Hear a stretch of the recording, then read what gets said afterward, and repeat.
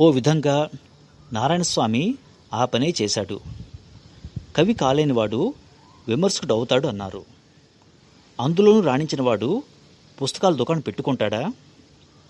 నా స్వామి కవే, సందేహం లేదు. మంగిపూడి వెంకటశర్మ గారి పుస్తకానికి విలువ కట్టగలిగిన విమర్శకుడు కూడా. తుదకి పుస్తకాల షాపు కూడా పెట్టాడు. ఈ మూడింటికి ఏదో ఒక రకం సంబంధం ఉన్నట్టు తోస్తున్నది.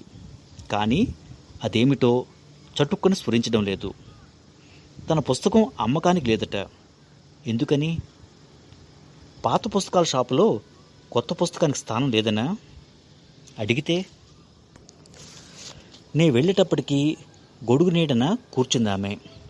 ఎర్ర రంగు చీర, తెల్ల జాకెట్టు, జడలో పువ్వులు, చేతికి ఎర్రగాజులు, చెవులకి గుండ్రంగా చుట్టిన తీగలు ధరించింది. తీక్ష్ణంగా చూస్తే ఆమె కళ్ళ వెనుక విషాద ఛాయలు, చరిత్ర గుహల చీకట్లు.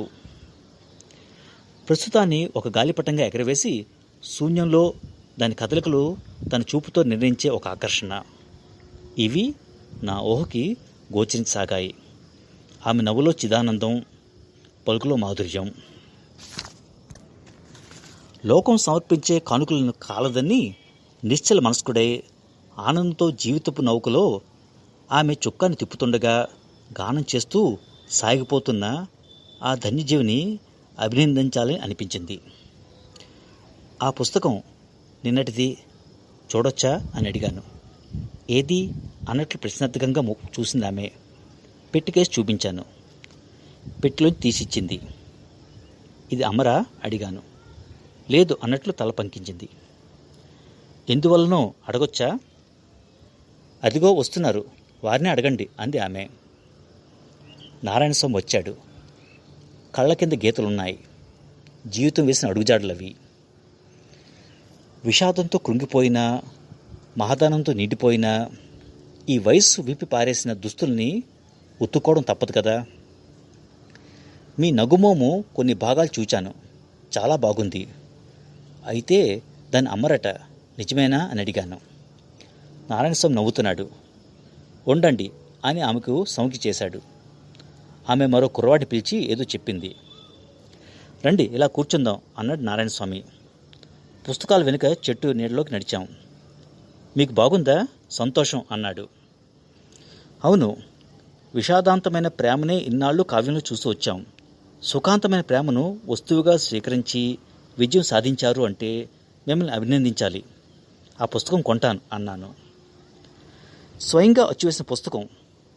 ఇంట్లో కీటకాలు పాత పుస్తకాల జోలికి అంతగా పోవడం లేదు. ఈ కొత్త పుస్తకంలో వాసన ఏదన్నా వాటిని ఆకర్షిస్తుందేమో. అవి తినడమే కాకుండా చుట్టుపక్కల ఉన్న ఎలుకలను కూడా రప్పించి పండుగ చేసుకున్నాయి. మిగిలింది ఓ 25 కాపీలు. వాటిల్లో 24 వరకు పని మనిషి పేడ నీళ్ళకు తడిచి పనికి రాకుండా పోయాయి. నిన్న చూపించాను. మంగిపూడి వారి పద్యం జ్ఞాపకం ఉన్నదా?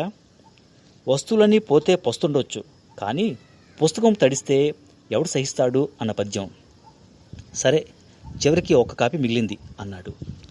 ఇంతలో కుర్రాడు గ్లాసులో చెరుకు రసం కాస్త ఐసు ముక్క వేసి తెచ్చాడు. ఇద్దరం తాగుతున్నాం. మరో అచ్చు వేసినప్పుడు పంపుతురుగారులేండి అన్నాను. ఎంతలో బస్సు వచ్చింది. జనం రమ్మంటున్నారు. ఇంతకీ మీరు అంత మంచి కావ్యం రాయగలగడానికి ఆమె కారణం. ఆమెను కూడా అభినందించాలి అన్నాను. నారాయణస్వామి నవ్వుతున్నాడు. కొందరికి ప్రేయసీలు ఉంటారు, కావ్యాలు ఉండవు. నాకు కావ్యం ఉంది, ప్రేయస్ లేదు అన్నాడు. అంటే మరి ఆమె? వీళ్ళు అటు చూపించాను.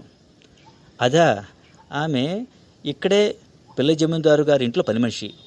నాకు వీలు కుదరనప్పుడు కాసేపు వచ్చి ఇక్కడ కూర్చుంటుంది. భార్య ఏనాడో పోయింది అన్నాడు. ఓహ్ అన్నాను. మానవుడు కల్పించిన భాషలో ఈ ఓ, ఆ, ఈ 3 ఎంత ముఖ్యమైనవో అప్పుడు నాకు తెలిసొచ్చింది.